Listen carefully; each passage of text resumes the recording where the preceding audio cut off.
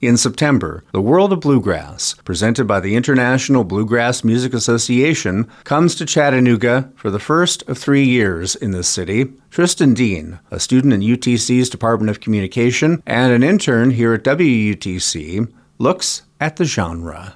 What is bluegrass exactly? Compared to other genres of music, it's more acoustic and bass.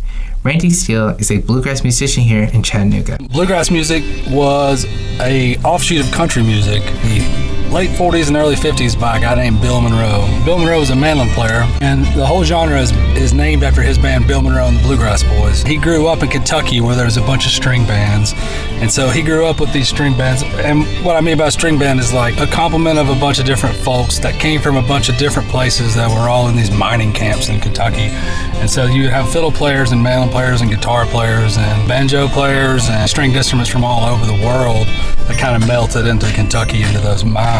One difference between bluegrass and country music and the other music, basically this is all acoustic.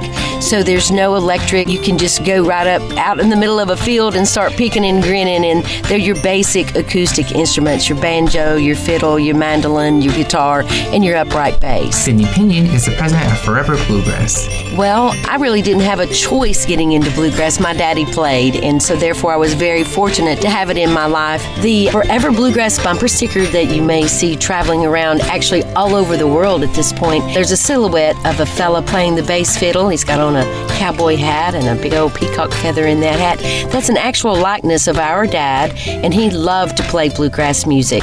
But he passed away with cancer 34 years ago, so each year we have a festival as a tribute to him. Actually, we're now having 2 festivals, but as a tribute to him, and of course spreading the jolly good word of bluegrass all over as we go along. Here's how it began for Randy Steele. I started playing in 2004, 2003, somewhere around there. I started playing the banjo. Kind of really a hobby, like a way to kill boredom more than anything else. And then it kind of got into songwriting, more of an expression thing, or therapy more than anything. Bill Snyder is one of the organizers of this fall's World of Bluegrass Festival. Actually, that started at a very young age. My dad was a Doc Watson fan, and he drugged me and my sisters to bluegrass events to see Doc Watson. And of course, if you know anything about bluegrass, you know that if you go to one festival or concert, you're going to hear about 5 more. Another local organizer here for the festival, UTC professor Chandler Harris. I started with the notion that someone could just be a fan of music. Then winnow it down, maybe you can just be a fan of a genre. But the further I've gotten into studying fans, the more I think that maybe the real fandoms end up revolving around a particular performer. It'd be easy to jump to the stereotype and say bluegrass fans are old white guys.